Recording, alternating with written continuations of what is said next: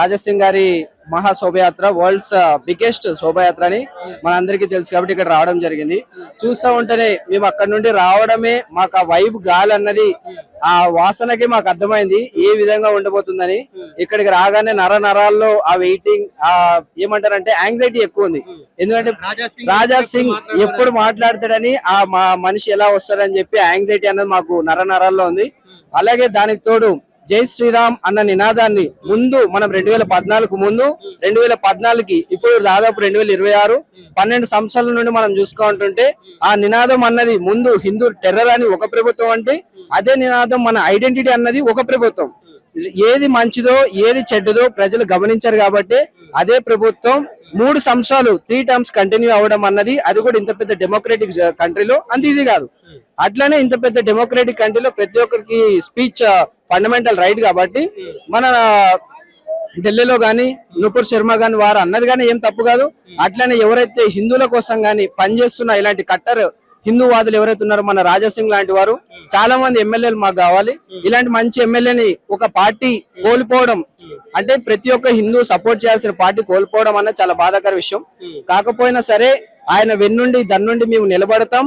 ఆయనను వచ్చే ఎలక్షన్ లో 2029లో కూడా గెలిపించుకోవడం మా బాధ్యత. ఈసారి మీరు ప్రత్యేకంగా మీరు చూసా ఉంటే ప్రతి పోస్టర్ లో హిందూ ఎమ్మెల్యే అన్నది స్పెసిఫిక్ గా మనకు కనిపిస్తుంది. ఆ నినాదం గాని, ఆ పేరు గాని, ఆ ట్యాగ్ గాని ఎవరికైనా పెట్టుకునే దమ్ము ధైర్యం ఉందా నేను అడుగుతా ఉన్నా.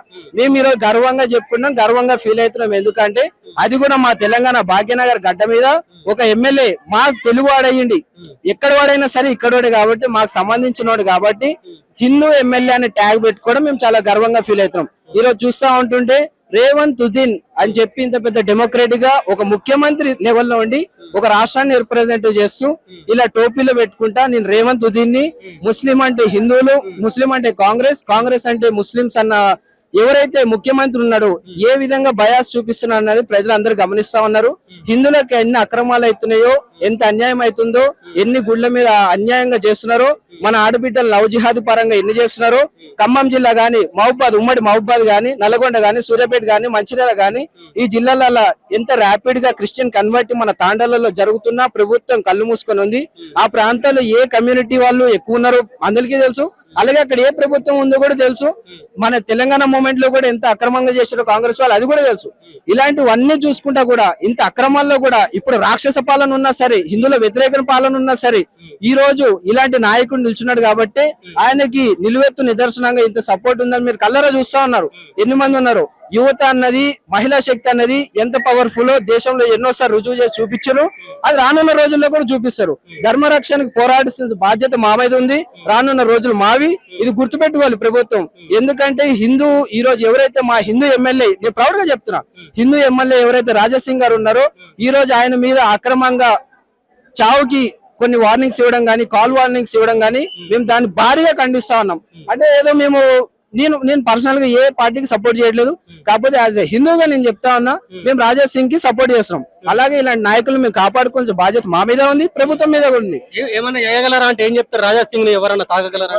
రాజా సింగ్ గారిని ఏమైనా చేయగలరా అంటే ఆకాశాన్ని కిందకి తేయగలరా? నేను ఒకటే క్వశ్చన్ అడుగుతాను. అయ్యే పని అది.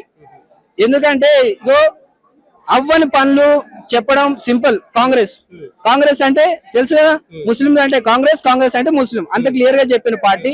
ఆకాశాన్ని కిందకి తేవడం అన్నది అసాధ్యమైన పనులు, చేతకాని చెక్కాలు మాట్లాడే పనులు కాబట్టి మనకు తెలుసు. అవి చేతకాని రండా మాట్లాడే మాటలు మనకు అవసరం లేదు అవి.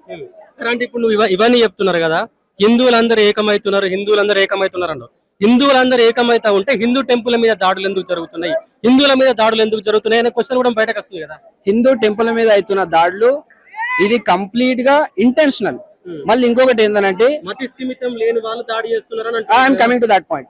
మతి స్థిమితం లేననేటోడు వాని కళ్ళెదురుగా వాడు రోడ్ క్రాస్ చేసేటప్పుడు రోడ్డుకి అడ్డంగా దగ్గర 400 గజాలు 500 గజాలు మసీదులు కనిపిస్తలేవా?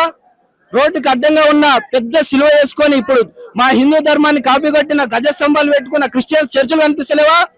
ఏదో మారుమూల ఉన్న గుళ్ళని కూలగొట్టడానికి మతి స్థిమితులు ఇంకోటి వస్తారా? బంగ్లాదేశ్ రోహింగ్యాలను అక్రమంగా రాణిస్తుంటే ఆ కొడుకులకి ఈ దేశం మీద భక్తి ఎట్లా వస్తుంది? ఈ దేశం మీద ఉన్న ఔన్నత్యాన్ని మీద ఐడెంటిటీ ఉన్న ప్రజల మీద ఎట్లా వస్తుంది? ఇక్కడ ఉన్న ఐడెంటిటీ ఎవరైతే ఉన్నారో ఈ దేశం ఐడెంటిటీ ఏంది అని అంటే రానున్న రోజుల్లో చెప్పుకోవాల్సింది సనాతన ధర్మం. సనాతన ధర్మం ఉంటేనే ఈ దేశ ఔన్నత్యాన్ని, ఐడెంటిటీని కాపాడుకుంటాం. ఈ రోజు ధర్మాన్ని కాపాడుకోవాలంటే నువ్వు ఏదో కష్టపడి మీద జెండా కట్టి తిరగడం కాదు. నీ ఐడెంటిటీ కోసం నువ్వు కాపాడుకుంటేనే రేపు నువ్వు కష్టపడిన ప్రతి రూపాయి నువ్వు కాపాడుకున్నట్టు, నీ భార్యని, నీ పిల్లల్ని, నీ పెద్దవాళ్ళని కాపాడుకున్నట్టు. లేకుంటే ఒక రోజు వస్తుంది, హిందువులారా అందరూ గుర్తుపెట్టుకోండి, ఒక రోజు వస్తుంది మన ఇంటి ముందుకు వచ్చి తలవారు పట్టుకొని డోర్లు కొట్టి అయ్యా అమ్మ కాపాడుండి అన్న రోజులు రావు. బజరంగ్ దళని, హిందూ వాహిని మనం అందరం జాయిన్ అవ్వాలి. యూత్ అందరూ పాల్పడాలి. బజరంగ్ దళకి ఎప్పుడైనా వచ్చినప్పుడు జై శ్రీరామ్ అన్న నినాదం తక్కువ చేసి ఎవరు చూడకూడదు, నామోషి ఫీల్ అవ్వకూడదు. మనం అందరం గర్వంగా గుండెల మీద వేసుకొని చెప్పాల్సిన నినాదం ఏమైనా ఉందంటే భారత్ మాతాకి జై, జై శ్రీరామ్, జై హింద్ అని చెప్పుకోవాల్సింది. రీసెంట్ గా పెట్రోల్ బంక్ లో ఒక ముస్లిం నాయకుడు భారత్ మాతాకి జై అనద్దని చెప్పేసి కొన్ని స్టేట్మెంట్లు ఇచ్చిండు. ఇప్పుడు మొన్న అయిన ఇన్సిడెంట్ అన్నది ప్రతి ఒక్కరు క్లియర్ కట్ గా చూశారు. దానిలో ఎంత క్లియర్ గా ఉందనంటే రాజ్యాంగాన్ని పాటించేది మేమే, రాజ్యాంగాన్ని మోసేది మేమే, రాజ్యాంగాన్ని సాకేది మేమే అన్న పార్టీ ఒకటి ఉంది. ఈ చుట్టుపక్కల కాన్స్టిట్యున్సీలోనే 7 ఎమ్మెల్యేలు ఉన్నారు, ఒక హైదరాబాద్ ఎంపీ కూడా ఉన్నాడు. ఆయన ఇప్పుడే కాదు, వాళ్ళు విస్తరిస్తున్నారు కూడా. ముంబైలో బాగానే గెలిచారు మున్సిపాలిటీ ఎలక్షన్ లో, బీహార్ లో కూడా బాగానే గెలిచారు. కైసే హరాయా అన్న నినాదం కూడా మనం చూసాం. దాన్ని ఎట్లా హరారంగ్ చేస్తాం అన్నది కూడా చూసాం. అదే ఎమ్మెల్యే కార్పొరేటర్ స్థాయికి ఆమె అంత మాట అన్నప్పుడు, బీహార్ లో అయినప్పుడు ఎలక్షన్, మైథిలి ఠాకూర్ అనే ఒక అమ్మాయి, ఆమె కూడా సేమ్ వయసుకు సంబంధించిన 24-year-old, కానీ ఆమె చెప్పిన నినాదం ఏంది, ఈమె చెప్పిన నినాదం ఏంది, సేమ్ వయసు అయినా మైండ్ సెట్ ఎందుకు వేరే ఉంది? ఎడ్యుకేటెడ్ కి అన్ఎడ్యుకేటెడ్ కి డిఫరెన్స్ ఏంది ఇక్కడ క్లియర్ తెలుస్తుంది. నేను ప్రజలు నన్ను గెలిపించినందుకు నేను కృతజ్ఞతలు తెలుపుతున్నా అన్న మాట మైథిలి ఠాకూర్ అయితే, నేను గెలిచినా కాబట్టి నేను గెలిచిన ప్రాంతాన్ని నేను హరారంగా చేస్తా అన్న నినాదం ఎంతవరకు కరెక్ట్ అండి? ఇది దేశంలో సెక్యులరిజం ఎంతవరకు కాపాడుతున్నారని ప్రభుత్వాన్ని మేము అడుగుతా ఉన్నాం. ఇంతకుముందు చెప్పారు కదా ఫుడ్ జిహాద్, లవ్ జిహాద్, వాస్తవం ఏది అంతా క్లియర్ కట్. ఫుడ్ జిహాద్ అన్నది మనం కోవిడ్ టైంలో క్లియర్ కట్ గా చూసాం. ఫుడ్ జిహాద్ అన్నది మనం హలాల్ అన్నది కూడా మన హిందువులది కాదు. మళ్ళీ ఇంకోటి లవ్ జిహాద్ అన్నది క్లియర్ కట్ గా కేరళ స్టోరీ క్లియర్ గా చెప్తుంది. ఇప్పుడు ఎవరైనా ప్రొపగాండా అంటారు, ప్రొపగాండా అన్న మాట అయితే అంత పెద్ద మూవీ రిలీజ్ అయ్యి మూవీ వాళ్ళు పర్మిషన్లు ఇచ్చి రిలీజ్ అయ్యేంత పర్మిషన్ ఇవ్వరు. అది ప్రొపగాండా కాదు, క్లియర్ కట్ గా కనిపిస్తుంది. తెలంగాణలో ఎన్నో కేసులు ఉన్నాయి, కేరళలో ఉన్నాయి, ఆల్ ఓవర్ ఇండియా ఉన్నాయి, మన యూపీలో ఎక్కువ ఉన్నాయి. కావాలంటే అఫీషియల్ గా రిజిస్టర్ అయిన FIRs కూడా నోటెడ్ ఉన్నాయి. ఎవరికైనా కావాలంటే గవర్నమెంట్ అఫీషియల్ వెబ్సైట్స్ లో చెక్ చేసుకోవచ్చు. It's not a propaganda, it's a clear cut truth, reality. 15 నిమిషాలు నాకు సమయం ఇస్తే నేను ఏందో చూపిస్తాం, హిందువులను తరిమి కొడతాం. నేను అదే చెప్తున్నా. మా ప్రౌడ్ రాజా సింగ్, మా హిందూ ఎమ్మెల్యే ఎవరైతే ఉన్నారో, 15 నిమిషాలు కాదు బిడ్డ, నీకు 15 గంటలు కాదు బిడ్డ, 15 నెలలు కాదు బిడ్డ, 15 సంవత్సరాలు కాదు. మీ అయ్యలు, మీ తాతలు ఎవరైతే ఇన్నేళ్ళు మా దేశాన్ని పరిపాలించారో, ఇంచు ఇంచు పీకలేని వాళ్ళు మా గుళ్ళు కొలకు వస్తే అయిపోదురా? మా రక్తం పారుతున్న దేశం ఇది. మేము కట్టుకున్న, మేము మొక్కే సూర్యుడు పోగొట్టగలవా? చంద్రుడు పోగొట్టగలవా? తాగే నీరు మొక్కుతాం పోగొట్టగలవా? పీల్చే గాలి ఎవరైతే ఇస్తున్నారో చెట్టుని మొక్కుతాం పోగొట్టగలవా? ఇన్నిటిని పోగొట్టాలనేది మా ఐడెంటిటీని ఎట్లా పోగొడతామని అడుగుతా ఉన్నాం.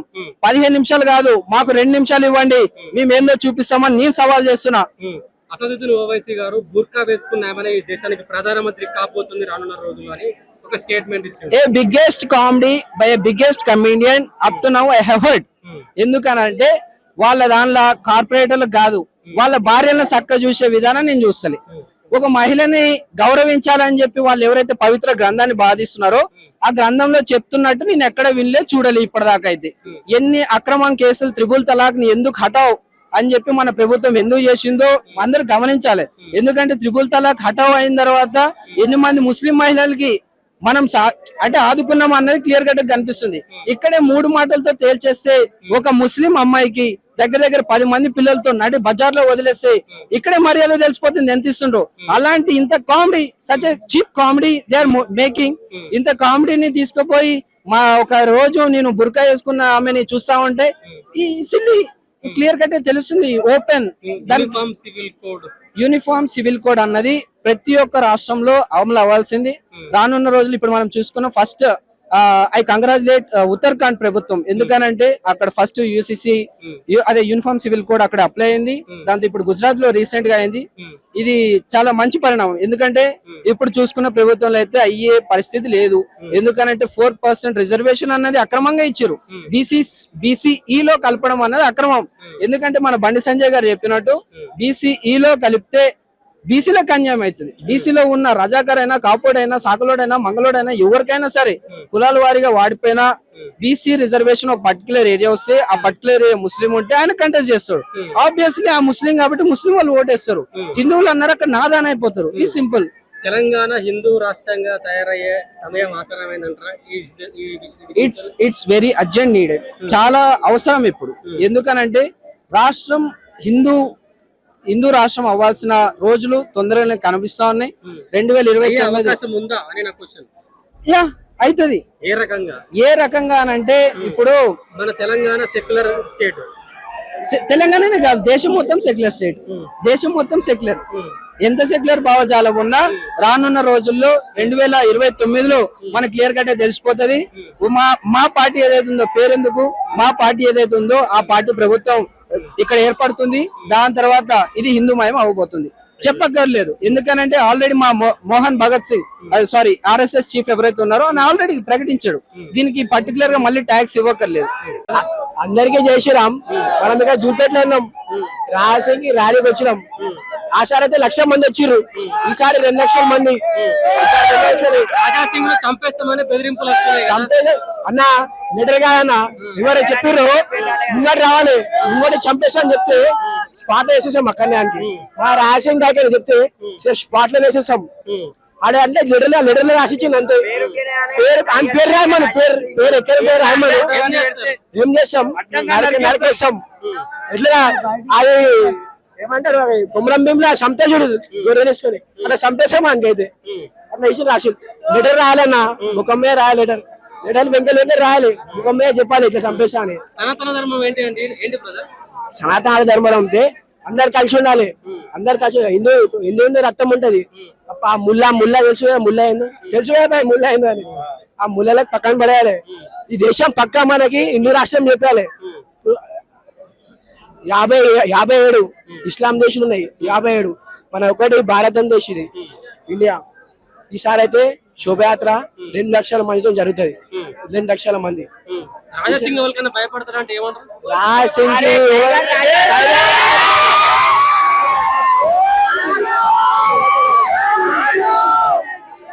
టైగర్ రాజాసింగ్ అందుకే టైగర్ రాజాసింగ్. టీఎన్ ఎందుకు వచ్చింది? టైగర్ ముల్లేకా బాప్ అంటారు అంతే అన్న. ఈసారి అయితే మంచిగా చెప్తాం శోభయాత్ర. ఈసారి అఖండ భారత్ సాధ్యం కాదన్న. 100%, 101% సాధ్యం అఖండ భారత్ అంటే. ఈసారి అయితే పాకిస్తాన్ లేపేస్తున్నాం పక్కా. పాకిస్తాన్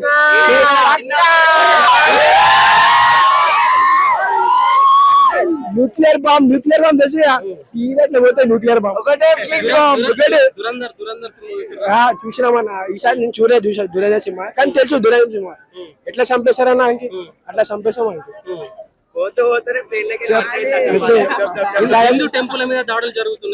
మస్తు జరిగినాయి అన్న దాడులు. మనం ఇప్పుడు ఏం చెప్పలేము, కొంచెం ఆగుతున్నాం. జరుగుతాయి దాడులు అయితే, ఇప్పుడు ఏం చెప్పలేము, ఆగుతున్నాం. వాడు దొరకాలి ఎవరైనా అడ్డంగా మోక వచ్చింది అనుకో అన్న. ఒక్క చూపి అన్న, టోపీ వేసుకుని ఒక్క చూపి ఎక్కడ ఉన్నారా? ఎక్కడ లేరు. ఉంటే పని అయిపోయినట్టే. ఈ పరుగులు ఉరుకుచ్చి ఓడతాం. ఓడైనా ఉండాలి. 15 నిమిషాలు 15 నిమిషాలు అన్నాడు.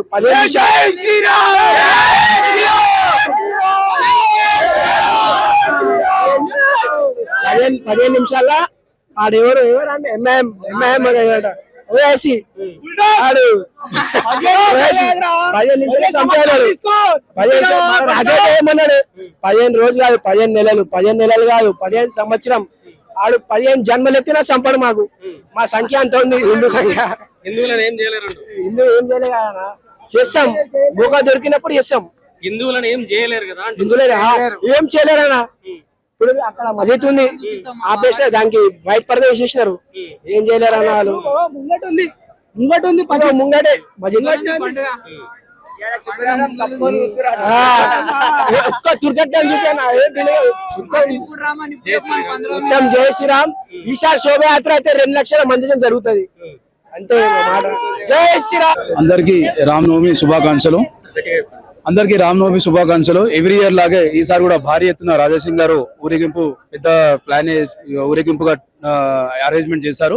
కావున ఉదయం 10 గంటలకి ఆకాశపురి హనుమాన్ మందిర పూజా కార్యక్రమం పాల్గొని అక్కడ నుంచి హనుమాన్ రాముల వారు మరియు శివాజీ మహారాజ్ ఇంకోటి భారత్ మాత విగ్రహాలతో ఇక్కడ నుంచి ఊరేగింపుగా బయలుదేరడం జరిగింది.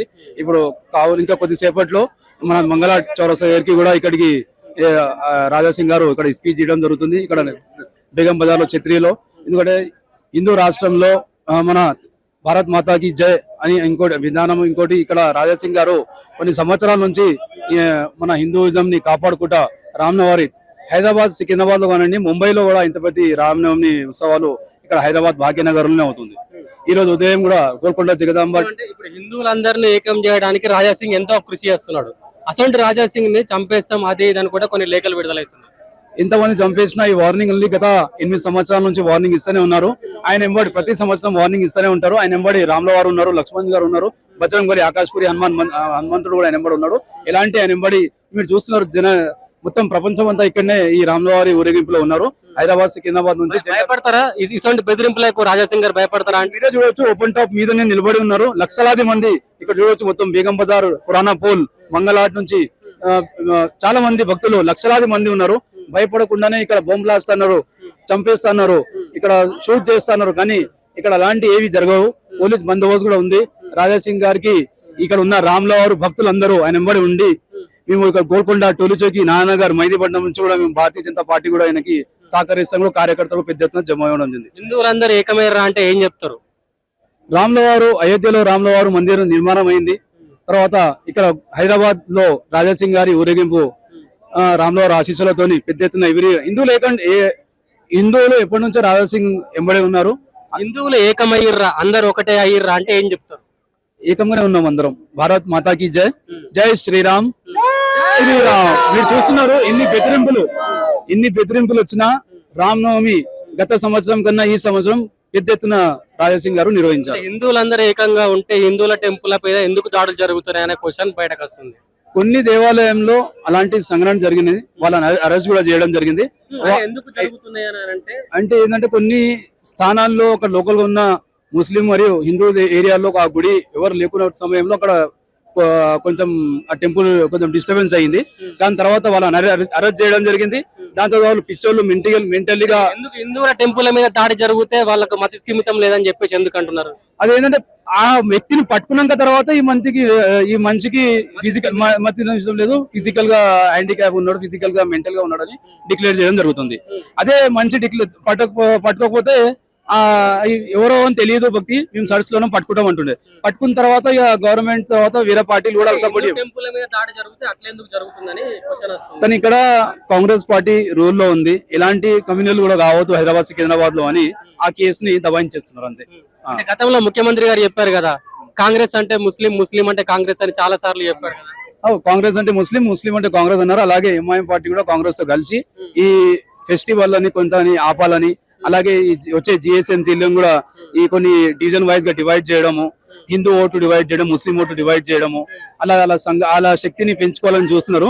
కానీ ఇలాంటి రాజాసింగ్లు చాలా మంది హైదరాబాద్ సికింద్రాబాద్ ఉంటే ఈ ఊరేగింపులు పండుగలు భారీ ఎత్తున జరుగుతాయి. కానీ రాజాసింగ్ కి ఎలాంటి ఆపద లేదు. ఆయన ఎంబడి ప్రపంచం అంతము మేమందరం ఆయన ఎంబడి ఉన్నాం.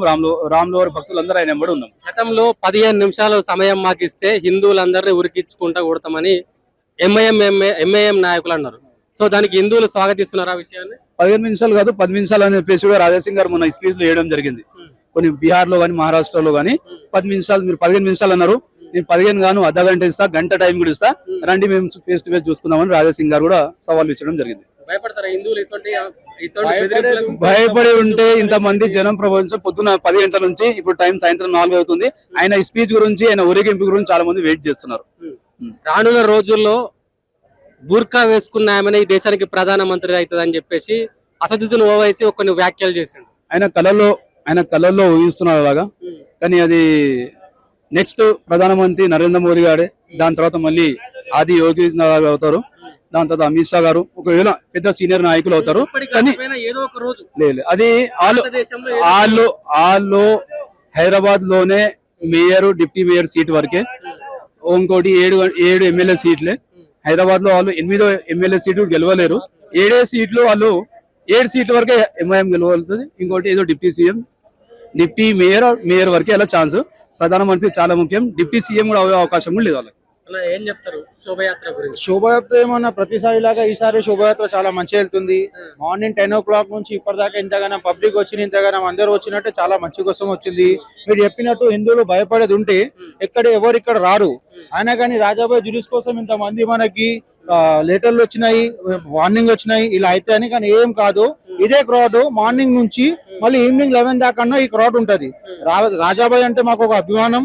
రాజాబాయి ఉండు కాబట్టి ఈ హిందూస్థాన్ లో మన తెలంగాణలో మనం ఇట్లా ఉన్నాము. ఒక రాజాబాయి సెట్ వాళ్ళు పక్కకి వెళ్ళిపోయిందంటే మనం మళ్ళీ నిజాం పాలన